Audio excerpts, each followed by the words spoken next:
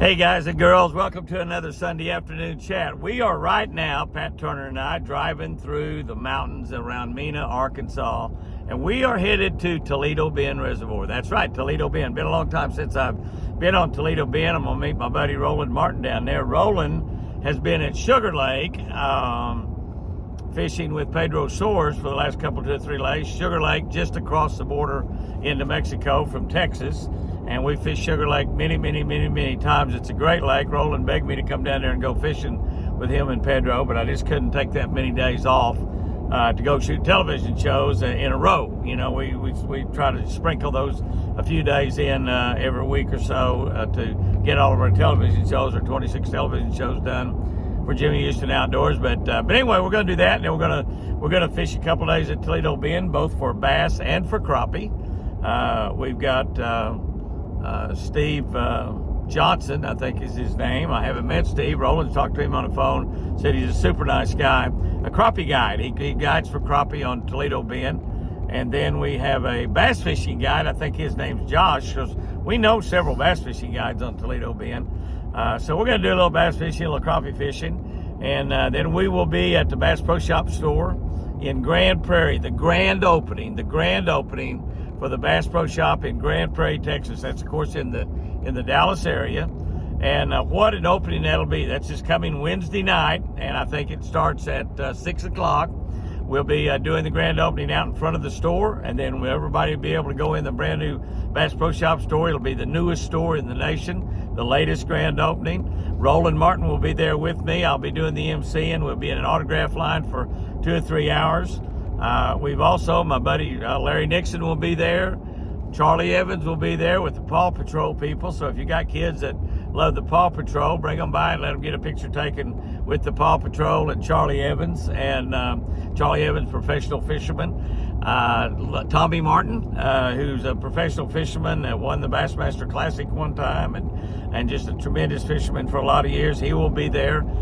Probably 1 or 2 more I'm not mentioning, plus the fact Dude Perfect, Dude Perfect are from the Dallas area, and they will be there, and they're tremendously popular. They got like 50 million people or something on their YouTube channel, so you can imagine how popular they are with 50 million people on their YouTube channel.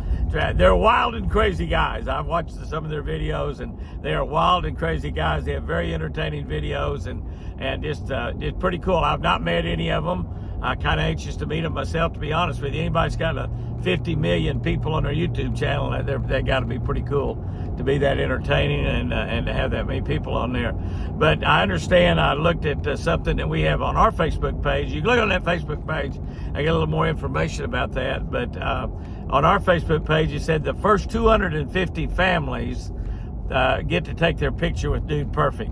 Now, can I tell you, the first 250 families can also take their picture with Roland Martin and Tommy Martin and Larry Nixon and Jimmy Houston as well. In fact, we'll be there probably until they turn the lights out, signing autographs and taking pictures. We don't have any time limit for Jimmy Houston Outdoors or fishing with Roland Martin or Larry Nixon or Charlie Evans. And they'll stay just as long as y'all want to stay until they run us out. A lot of those openings, the joke is as the people begin to leave that work for Bass Pro Shop and Cabela's, they say, Jimmy, when you leave, turn the lights out and lock the door. So that's about how long I stay there in autographs. So it's going to be a great opening, though. Tremendous buys, some of the very best buys of the year. This coming Wednesday, which I think that maybe is I don't know if I'm right, 28th. I think maybe the 28th of this month, the last Wednesday in June, which is just right around the corner, a couple, 2 or 3 days from right now. So be there. After we get through it there, we're going to drive on down to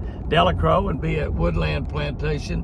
What is that, Pat? 26.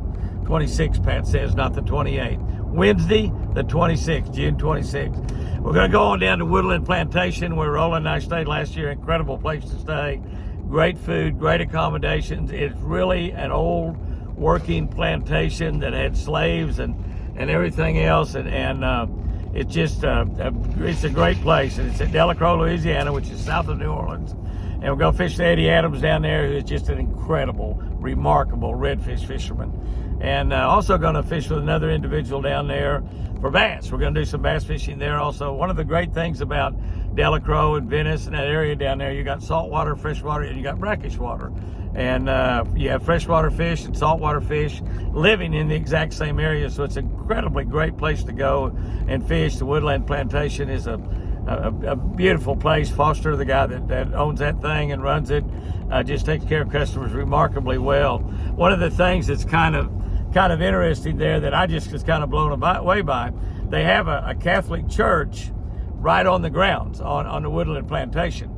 And this Catholic church, now it wasn't there on the plantation. Actually, he bought that church somewhere and they moved it down there. But they have a full bar. They have a full bar on, like up where the priest would be, and they have a full bar up there. A bar, just a regular bar. Whiskey bottles lined up against the wall, like you said, any kind of bar, and a bar across there, and you can sit on a stool there and have your drinks. I don't drink, but and so one of the questions I asked Foster, I'm a Baptist, and Catholics are definitely not against drinking, but most of them. There's a lot of Catholics that don't drink, but definitely not against it at all. And I asked Foster, was that bar already in that church, or did you build it in there? And he told me they built the bar in there. The bar did not come with the Catholic Church, so don't be telling people I said that Catholic churches had bars in them. And some of them may, for all I know. I've only been in a couple Catholic churches in my life, and I've been to Pat Turner's Catholic Church, and I can say it did not have a bar in there. That's the only one I know about for sure. It did not have a bar. But that's kind of cool. You see the stained glass windows and all of the tapestry and the things of a beautiful Catholic church, a small Catholic church, but a beautiful Catholic church. And you look, there's a big bar, a full size, all the way across one end of it was a full bar. So it's a great place. We're going to have an awful lot of fun down there, and bass fish and redfish, and so we're really looking forward to that. Roland is going to be with me the entire time. Probably fish with Roland a little bit. I'll be fishing with Eddie Adams and Steve Johnson, the crappie guy down here, and depending on how the crappie's biting, I may crappie fish both days, but if the bass are biting good, we might do a crappie fishing half a day and bass fishing half a day. I don't really know, but we're going to go down there and have a good time. Sherry is staying with Chris at the ranch, so everything's good at that front, and we're looking forward to the 4th of July coming up here real quick. Independence Day, just right around the corner, and we live in the greatest country in the world, and we're celebrating our independence here just right around the corner. So I hope everybody is proud of America and be popping those firecrackers. I love to do that myself. I don't think you get too old if you're a redneck to shoot fireworks off. And I really, really, really do love shooting those off. This past week, I had a really, really great friend of mine that I used to hunt and fish with all over the country. Him and I have been on lots and lots of deer hunting trips together. Billy Cheek from down at LeCompte, Louisiana. And he brought his beautiful wife, Janice, over there. And I hadn't seen them since I spoke at their church probably 15 or 20 years ago. And I got to just tell you, Janice is as beautiful as she ever was. But Billy's aged quite a bit. Billy's 71 years old, and Billy has aged quite a bit. Janice fell in the lake while she was there. We stuck that up on the Facebook and on our what's that other one now? Not Facebook and TikTok. Stuck that up on our TikTok channel of her falling in the lake, and had about 8,000 or 9,000 views. She just wanted to go down and take a real close look at the fish. And I got to tell you, Janice caught more bass than Billy. Janice caught more bass than Jimmy. I think right at the end, I might have caught the biggest bass we caught, but we had 2 great days of fishing, and Chris enjoyed Billy and Janice coming down. Janice brought a bunch of old Basset Gal pictures, and we really, really enjoyed going through and looking at those Basset Gal pictures. And Sherry's kids, Jeremy and Kyle, when they were just little guys, 4, 5, 6, 7 years old or younger. And I even saw a picture in there. I told him I saw a picture in there of a young, slim, I'm talking about slim, Pat Turner. That's all I'm going to say about that. And he had some hair too, as a matter of fact, but not really a tremendous amount. But he did have some. But he was slim and trim. Yeah, pretty good looking guy, if I do say so myself. But those old Basset Gal pictures was really nice to look at. I got to tell you, Jimmy was younger in those pictures too by quite a bit. You know, Basset Gal went on for 21 years, and I think it was like they haven't been around since, I don't know, 1990 or something like that. So it's been 25 or 30 years since there has been Basset Gal tournament. So we're talking about going back a long way, but it was really a lot of fun to look through those pictures and talk about the memories and talk about the people. I couldn't even really identify all of the girls that was in there, and or maybe Billy couldn't, or Janice, and then I'd say, oh, that's so-and-so, and they'd say, oh yeah, that's who that is. And some of the old writers like in there, like Maury and you know, Stan, or still photographer, George Braswell. I mean, so many people that are good friends, and a lot of those folks are not with us anymore, as a matter of fact. But it was really cool to look at that. So we had a great week at the ranch. The deer, the antlers are just incredibly getting gigantic. We've been working a lot, doing a lot of personal appearances, and haven't had time to shoot near as much video on the antlers as normal. But Prince Charming is just absolutely incredible. He had giant antlers last year, and they're just like, Billy was only there 2 days, Billy and Janice, and Billy said, I think that deer's antlers have grown since, of course, he's from South Louisiana, he called them horns, okay? That antler's horns have grown since yesterday, and I believe that's just about how fast they're growing. You can almost see it happen. So the deer are all doing good. Patsy's got 5 or 6 little babies up in the nursery right now. Sally is doing good, and Black Beauty is doing good. That's his 2 baby girls, and both of them are just doing wonderful. They run up to him and drink. He's got a couple little bucks in there that he's still having to catch them and make them drink. And they're drinking a full bottle every day, but they're still not running up to him, and they're just wilder than snot. That's just all there is to it. They're wilder than snot. And you know, some of you knows how wild snot gets sometimes. Yeah, that's right. But anyway, so the deer are really doing good. We've had everything's been going great at the ranch. Summertime is here. We are officially in summer right now. We got that, I think, June 21 or June 20, when we had the longest day of the year, the summer equinox, and I think that winter equinox hits on December 21 this year, which will be the shortest day of the year. So our days are now getting a little bit shorter. I just saw, it just breaks my heart. I just saw a little baby fawn laying in the middle of the road, dead. Mama evidently made it, and the little baby didn't make it across, and had brown spots on it. Just kind of ruined my day right there to see that. It hurts me to see a deer laying on the side of the road. When you see a little baby like that, that's even worse.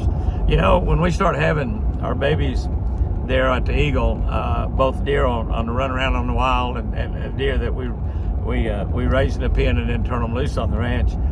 This is the most exciting time of the year when we have those babies. We just love them so much. It's the most exciting thing, but it's also the saddest time because we lose several. And this year it seems like that we had a couple of areas where every doe seemed like had a fawn or two, and now I'm seeing a lot of does running around in that area that don't have any babies. So that means that the critters have got them, or they've died some natural deaths. A lot of them die of natural death. And one of the good things about having those does and letting them have their babies in the pens is that none of those are killed by a coyote or a bobcat. Now they might once we turn them loose, but the coyotes and bobcats do not get in those pens. And coyotes occasionally get in deer pens, and it's like you drop a bomb in there when that happens. My neighbor across the road had it happen one time, and it was just terrible, just dead deer kind of laying everywhere, but especially the babies. But we have the pens built where they can't dig under from the outside, and so it's real difficult for them to get in, and it's real surprising the bobcat doesn't get in there and kill one, but knock on wood, I guess you might say, so far that hasn't happened. But the deer are doing good. They're getting larger every day. I saw 2 babies yesterday near the house with their mama, wild babies, and they were a good size. They were still spotted fawns, but they were good size.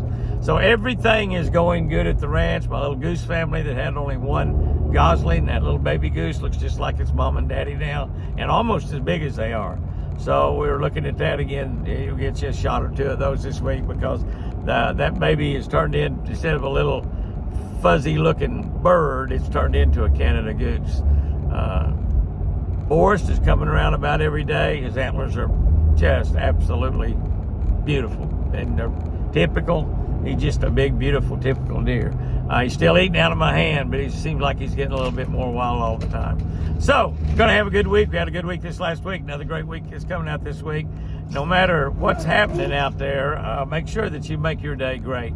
Now, I want to end this thing by talking about catfishing. That's right, catfishing. Now, I know the first thing jumped into all of y'all's mind is, oh, I know you love to catfish, Jimmy. You told us many times you paid your way through college selling catfish. And that's true. I certainly did.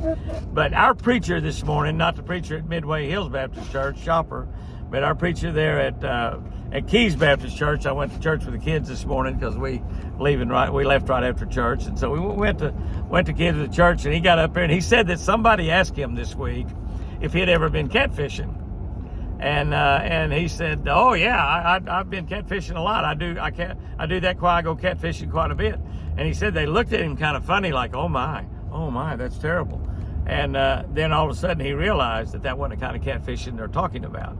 And so I asked Pat, when we stopped for lunch, I asked Pat, do you know what catfishing is? And I expected him to say, well, of course I do. You and I gone catfishing a lot together. But he knew immediately what I was talking about. And he said, sure, I know. He said, that's an internet deal. And what catfishing is, for those of you that don't know, because I didn't know.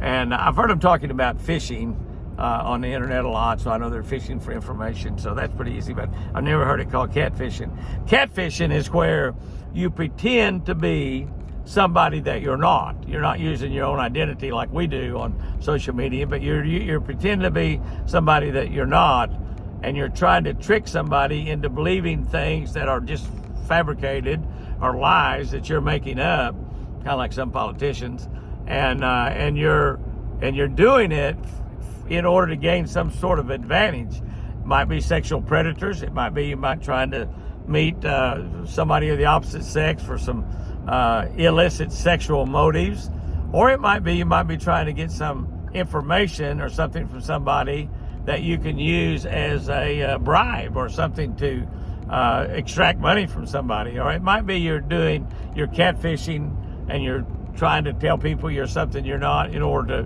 to get a hold of some financial information so you can actually just simply steal money from them.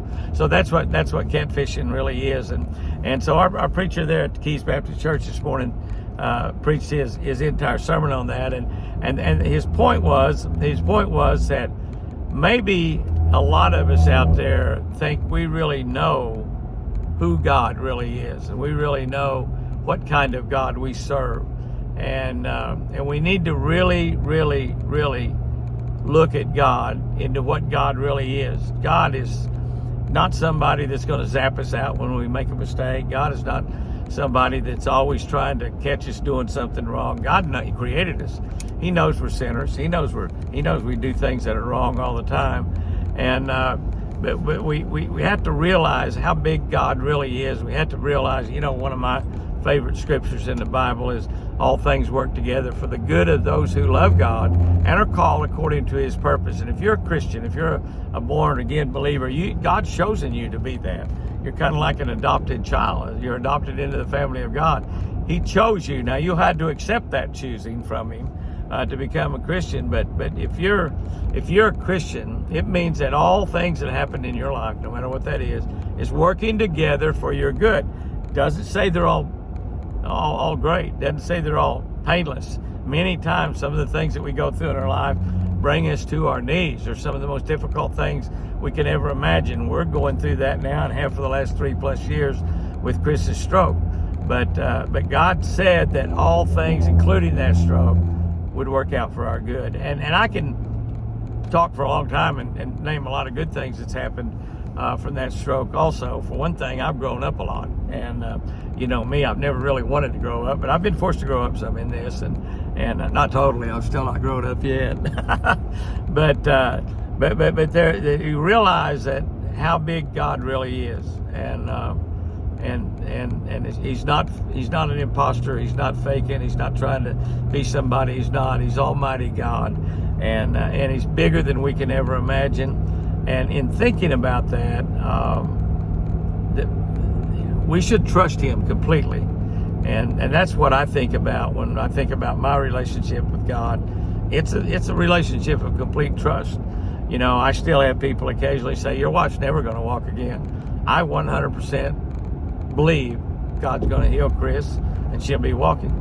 If she's still in that wheelchair 5 years from now, I'll still be believing 5 years from now. That's not going to waver. That trust is not going to fail.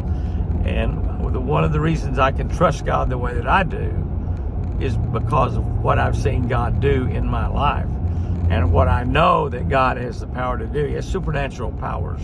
He can speak life into existence. He can raise dead people from life. He can walk on water.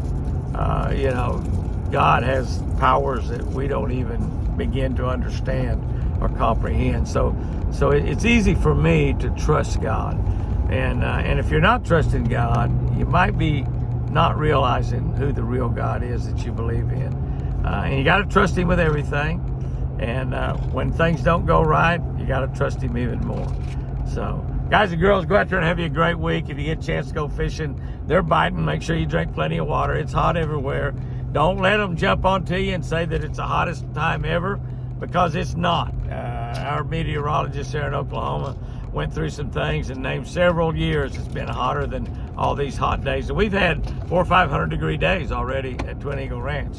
But it's God that controls the climate. You mean 4 100 degree days, not 4 or 500 degree days. 400 or 500 degree days. Yeah, Pat corrected me. I mean 4 or 5 days where it reached 100 degrees. Yeah, hey, if it gets to 400 degrees, I'll buy into that climate nonsense. God controls the weather.